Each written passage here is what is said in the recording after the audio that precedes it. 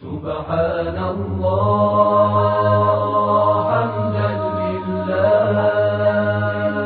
ولا الہ الا اللہ سبحان اللہ حمدا للہ ولا الہ الا اللہ کہ حضرت آدم علیہ السلام کو اللہ تعالیٰ نے روئے زمین پر بھیجا. تو اب یہاں پر جو تعبیرات ملتی ہیں وہ یہ ہے کہ اللہ تعالیٰ نے حضرت آدم کو جنت میں بھیجا.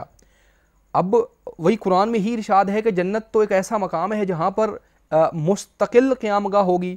ایک قرار مستقل ہے کہ وہاں سے کسی کو نکالا نہیں جائے گا. تو یہ کیسے ممکن ہو سکا کہ وہاں سے حضرت آدم علیہ السلام کو نکال بھی دیا گیا اور ادھر سے حضرت آدم علیہ السلام کو جنت میں بھی بھیجا گیا ہے؟ بسم اللہ الرحمن الرحیم. الحمدللہ رب العالمین الصلاۃ والسلام علی محمد وآلہ اجمعین. سب سے پہلے تو آپ کا بہت بہت شکریہ ادا کرتا ہوں کہ آپ نے اس عظیم پروگرام انوار ہدایت کے اندر گفتگو کا موقع فراہم کیا. ندیم صاحب, یہاں پر جو آپ نے سوال اٹھایا ہے یہ من جملہ ان سوالات میں سے ہے جو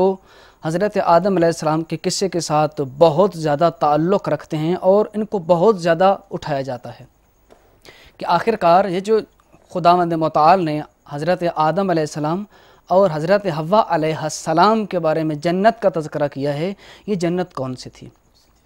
کیونکہ یہاں پر خود بخود ایک سوال ذہن میں جنم لیتا ہے کہ اسی قرآن مجید کے اندر جا بجا خداوند متعال نے اپنی جنت کی صفات بیان کی ہیں. فرمایا ہے کہ وہ جو جنت, جس جنت میں تم کو جو ہے وہ اعمال کے بدلے میں جزا کے طور پر بھیجوں گا, وہ جنت دار الثواب ہے, وہ جنت دار الخلد ہے, جس کے بارے میں فرمایا ہم فیہا خالدون, جو اس میں جائے گا ہمیشہ اسی جنت میں رہے گا. جب وہی خدا یہ فرما رہا ہے جنت میں کہ جنت میری ایسی ہے کہ جو اس میں آ گیا پھر دوبارہ وہاں سے جائے گا نہیں, وہاں ہمیشہ اس نے رہنا ہے, وہ دار الثواب ہے, وہ دار الخلد ہے, تو اسی خدا نے حضرت آدم علیہ السلام اور حضرت حوا علیہ السلام کو اس جنت سے نکال دیا.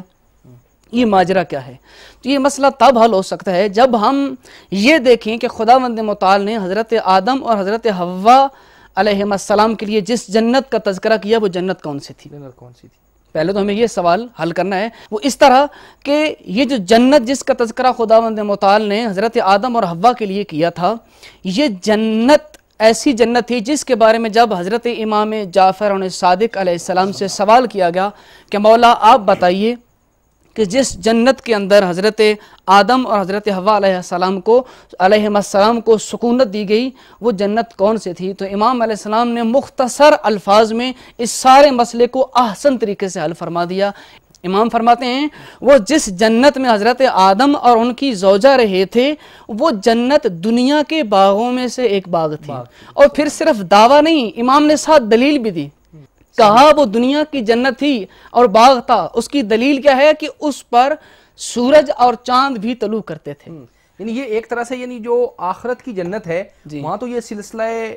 شمس و قمر ختم ہو جائے گا, تو وہاں تو یہ سورج اور چاند کا نظام نہیں ہوگا. تو حضرت نے ایک طرح سے یہ مسئلہ عقلی طور پر بھی حل کر دیا کہ جو جنت کا قائل ہے وہ شمس و قمر کا وہاں قائل نہیں ہے, اور جو حضرت آدم علیہ السلام جس جنت میں ہیں یہاں شمس و قمر کا طلوع بھی ہوتا تھا. اور پھر اس کے بعد اور مزید آگے بڑھے اور کہا اگر تو وہ جنت آخرت والی جنت میں سے ہوتی تو ان کو جنت سے کبھی بھی نہ نکالا جاتا. تو یہاں سے میں ایک اور بات جو ہے وہ اضافہ کرنا چاہتا ہوں کہ اللہ نے آدم اور حوا کو جس جنت میں رکھا وہ تو امام کے کہنے کے بقول جو امام نے فرمایا کہ وہ جنت دنیا کے باغوں میں سے ایک باغ تھی. اور میں یہاں اس بات کا اضافہ کرنا چاہتا ہوں یہ جو جنت کے اندر سکونت تھی اس کی مصلحت کیا تھی؟ اس کی مصلحت یہ تھی اللہ نے حضرت آدم کے لیے ایک چھوٹی سی تربیت گاہ بنائی تھی. کیونکہ آدم کو خلق ہی دنیا کے لیے کیا تھا, دنیا میں رہنے کے لیے کیا تھا, تو وہ چھوٹی سی تربیت گاہ تھی کہ جہاں اللہ آدم اور حوا کو سمجھانا چاہتا تھا کہ جس دنیا کے لیے تم خلق ہوئے ہو وہاں پر نعمتیں بھی ہوں گی, وہاں پر تمہیں نعمات بھی ہوں گی, اور وہاں پر کچھ زحمتیں بھی ہوں گی, ایسی چیزیں ہوں گی جنہیں تم سے بچ کے رہنا ہوگا, کچھ کی تمہیں اجازت ہوگی, کچھ سے تمہیں بچ کے رہنا ہوگا. گویا یہ چھوٹی سی تربیت گاہ تھی اور ٹائم پیریڈ بھی ان کو دیا گیا تھا کہ اگر وہ جنت کا درخت نہ بھی کھاتے